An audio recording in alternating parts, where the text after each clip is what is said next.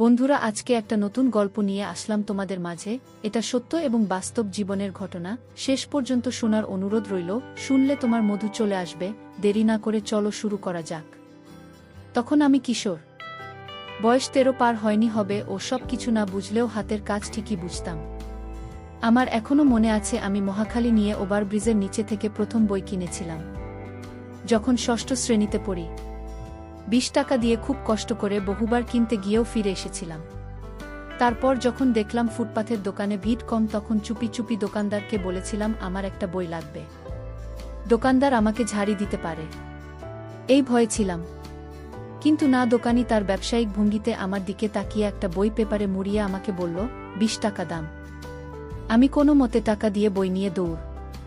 তারপরেও অনেক বই কিনেছি, কিন্তু আমি গল্পের গুলো কিনতাম না। ছোট স্টিকার কিনতাম প্রত্যেক কিস্তির টাকা করে। গল্পের ছবি ঝাপসা থাকায় আর বয়স কম থাকায় পড়ার প্রতি হয়তো আগ্রহ কম ছিল, তাই কিনতাম ছবির সব বই একত্র করে সামনে রেখে তারপর হাতের কাজ করতাম। মাঝে মধ্যে ব্যথা হয়ে যেত। একবার এক বড় ভাইয়ের সাথে সিনেমা হলে ও সব সিনেমা দেখতে গিয়েছিলাম।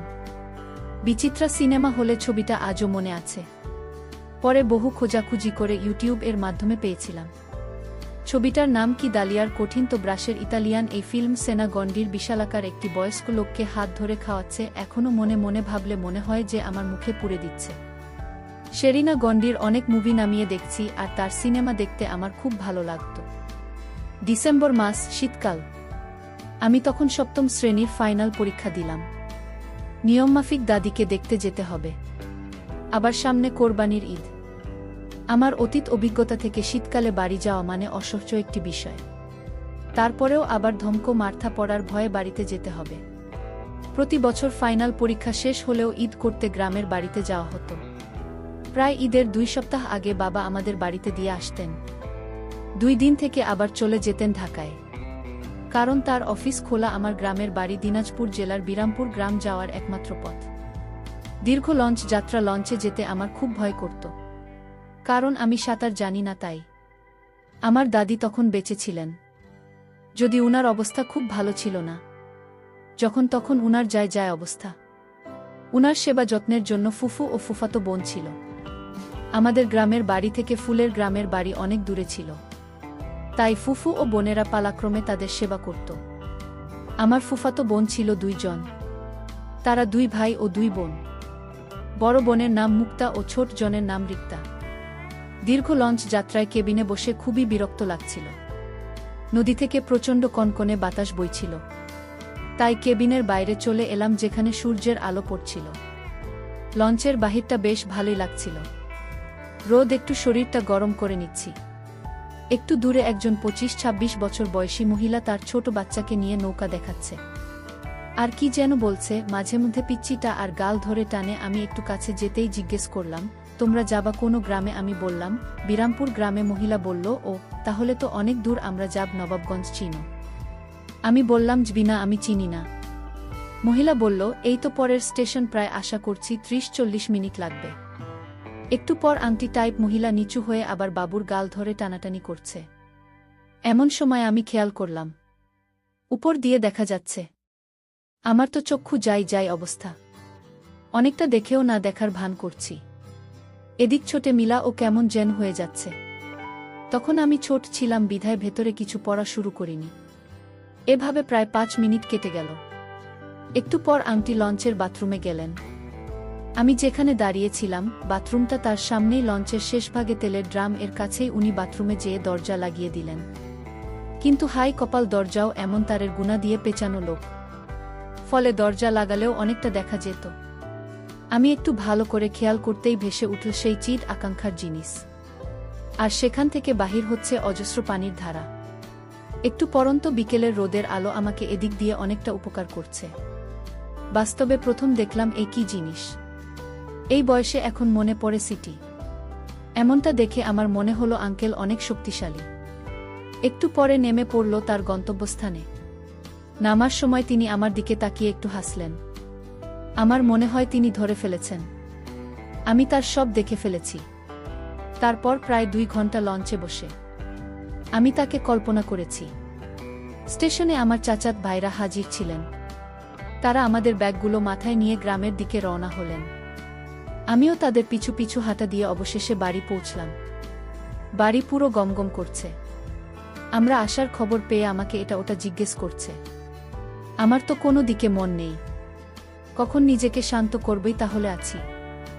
এমন সময় আমার ফুফাতো বোন রিক্তা লেবুর শরবত নিয়ে এল। সে আমার বয়সের থেকে ৩ বছরের বড়, দিনাজপুর সরকারি মহিলা কলেজের এইচএসসির প্রথম বর্ষের ছাত্রী। তার গায়ের রং হলদে ফর্সা। এই রং আমি নিজেও পছন্দ করি। আমাকে জিজ্ঞেস করল, কেমন আছিস? আমি বললাম, ভালো। পড়ালেখা কেমন চলে? পরীক্ষা কেমন হয়েছে? পাশ করবি তো? ভালো হয়েছে। আমি বাথরুমে যাব এই বলে আমি রওনা দিলাম। কিন্তু রিক্তা পা ও দেখি আমার পিছে পিছে আসে। আমি বললাম, তুই আসছিস কেন? সে বলল, সন্ধ্যা পড়ছে, যদি আবার ভয় পাচ্ছে। বাথরুমে ঢুকে দরজা লাগাতে আসলে ভয় পেয়ে গেলাম। পুরো অন্ধকার বাথরুমটা ছিল, গাছগাছালির ভিতর ঝিঙি পোকার ডাক। তার মনে হয় যে কোনো সময় নষ্ট হয়ে যেতে পারে। ভয়ে নিজেকে আর শান্ত করা হলো না। ১ নম্বর কাজ করেই বেরিয়ে পড়লাম। এক কাজেই শব্দ হলো।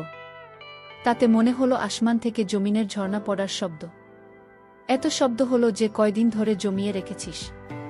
কাল সকাল থেকে জমিয়েছি। বসলে এত শব্দ হতো না। এখানে যে অবস্থা, বার বসা। বাবা করার ডাক দিয়ে বলল, তন্ময়, তুই কি তোর দাদির কাছে ছিলি? আমি তখন দাদির কাছে গেলাম। গুটিসুটি হয়ে সবাই ওনার কাছে বসে আছেন। আমিও বসলাম। দাদি আমার মাথায় হাত বোলালেন। উনার কাছে অনেক কিছু শুনতাম। এমনও রাত গিয়েছে যে উনার কিছু না শুনে ঘুমাতাম। আজ উনি তেমন কথা বলতে পারেন না, কোনোমতে হাত পা নাড়ান। মা বলল, আগে কত কিছু শুনতে আসছি, আর এখন কাছে আসে না। চাচা চাচির সামনে মা, বাবা, ফুফু সেখানে রয়েছে। আমার পিছনে দাঁড়িয়ে আছে 2 ফুফাত বোন। বড় ফুফাত বোন অনার্স পড়েন। দেখতে সামলা হলে কি হবে, অনেক লম্বা, আর 2টা বিশাল অধিকারিণী। আমার মাঝে মধ্যে মনে হয় এরা 2 বোন। এত বড় সাইজ হলো কিভাবে? মুক্তা আপা বলে উঠল, গ্রামে এসেছি, সবার বাসায় গেছে, যাইয়া সালাম দিয়ে আসবি না? আমি বললাম, চলেন, আমাদের গ্রামে তখনও বিদ্যুৎ যায়নি। ভয় পাব রাতেই ভেবে মুক্তা আমার সাথে চললেন। তন্ময়, পড়াশোনা করিস ঠিক মতো? আমি বললাম, জবি করি। বড় আপা আমাকে বগলতলায় ধরে নিয়ে যাচ্ছে যাতে আমি ভয় না পাই। সেই অনুভূতিটা আমার খুব ভাল লাগছিল। এমনি লঞ্চে এক কাহিনী হয়েছে। কিছুই করতে দিতে পারিনি। আমিও মাথা দূরে সরাচ্ছে না। আমি ছোট, উনি কিছু মনে করবেন না, এই ভেবে মাথা কাছাকাছি করে রেখেছি। মনে মনে অনুভব করতে লাগলাম, আর যদি একটা পারতাম। এরকম করে এ বাড়ি থেকে ও বাড়ি গিয়ে সালাম জানিয়ে আসলাম। অন্ধকার। আমার ছোট মেয়ে রাগারাগি করছে। সমস্ত রাজ্যে তার মাঝেই জমা হয়েছে। দুঃখের বিষয়, তার রাগ আমি কিছুতেই থামাতে পারছি না।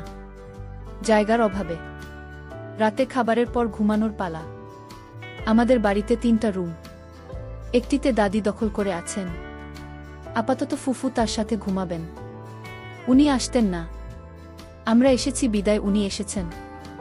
আরেকটি রুমে আব্বা, মা ও 2 ছোট ভাই ঘুমাবেন। মা আমাকে বললেন, তুই মুখ তারিক তার সাথে ঘুমায়।